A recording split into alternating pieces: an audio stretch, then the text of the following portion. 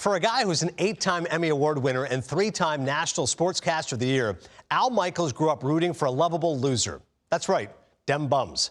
Born in Brooklyn, he was a Dodgers fan before he moved to Los Angeles in 1958, the same year the Dodgers bade farewell to Ebbets Field and the Trolley Cars.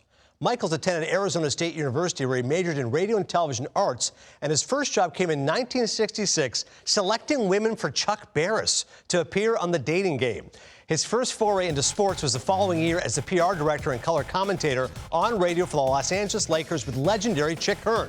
However, that experience was short-lived as Michaels went to Hawaii. A rare breed trades in palm trees and leis for Skyline chili. But that's what Michaels did in 1971, becoming the lead play-by-play voice of the Cincinnati Reds. 3 years later, he went west to call games for the San Francisco Giants and even called the no-hitter from that sweet-talking, sugar-coated candy man, John Candelaria, on August 9, 1976.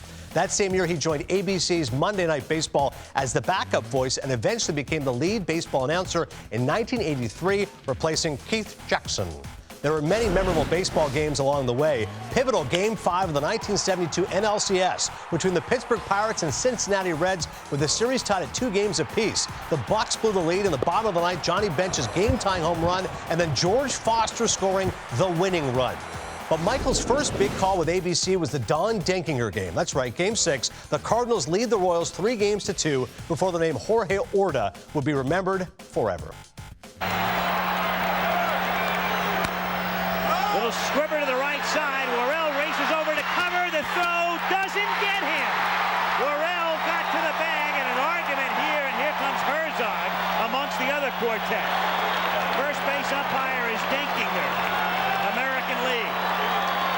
Todd Worrell. Royals went on to embarrass the Cardinals 11-0 in Game 7. Now, while the Miracle on Ice is his most famous call, Michaels himself has said the greatest of all the thousands of games I've done was in 1986. Game 5 of the ALCS, the California Angels led the Boston Red Sox 3-1 in the best of 7.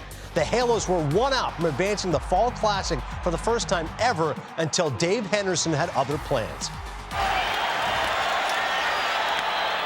To left field and deep and down he goes back, and it's gone.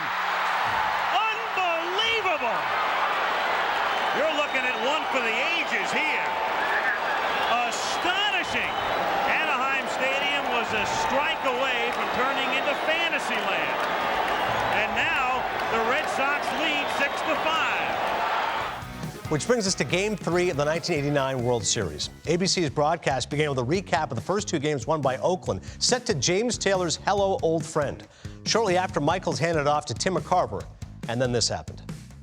Candy Maldonado with the hesitation, allowing Jose Canseco to score, and he fails to get Dave Parker at second base, so the Oakland A's take I'll tell you what, we're having an earth.